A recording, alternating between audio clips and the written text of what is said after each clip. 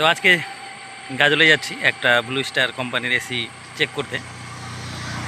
এসিটি on হচ্ছে না, তো সেটা আমার স্কুলের স্যারের বাড়িতে যাচ্ছি। স্যার আজকে হঠাৎ দুপুরবেলা কল করে বলে যে আমার বাড়ির এসিটি খারাপ হয়ে গেছে।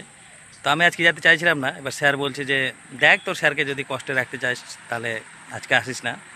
তো স্যারকে তো আর কষ্টে রাখা যাবে না, তার জন্য যাচ্ছি।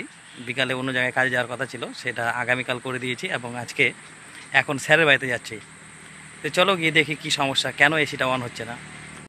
এটাই সেই ব্লু স্টার কোম্পানির ইনভার্টার এসি, এসিটি অন হচ্ছে না, এটাকে আজকে চেক করব। তো এসির টপ লাগিয়ে দিয়েছি এবং পাওয়ার দিয়ে দিয়েছি। মেন পাওয়ার কেবিলে 240 ভোল্ট ইনপুট আছে।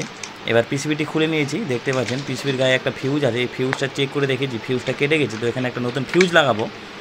তো সেই ফিউজের উপর দিয়ে একটা 10 অ্যাম্পিয়ারের ফিউজ আয়রন সোল্ডার দিয়ে সোল্ডারিং করে নিয়েছি।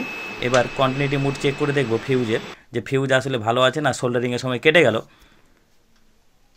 তো দেখতে পাচ্ছেন ফিউজের রিডিং ঠিকঠাক দেখাচ্ছে কন্টিনিউটি মুডে। এবার ক্লাম মিটার লাগিয়ে দিয়ে এসিটি পাওয়ার দিয়ে দেখব কী অবস্থা।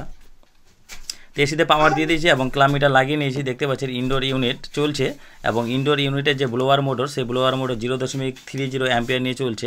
এবার কিছুক্ষণ ওয়েট করবো আউটডোর ইউনিট অন হওয়ার জন্য। তো কিছুক্ষণ ওয়েট করার পর দেখতে পাচ্ছি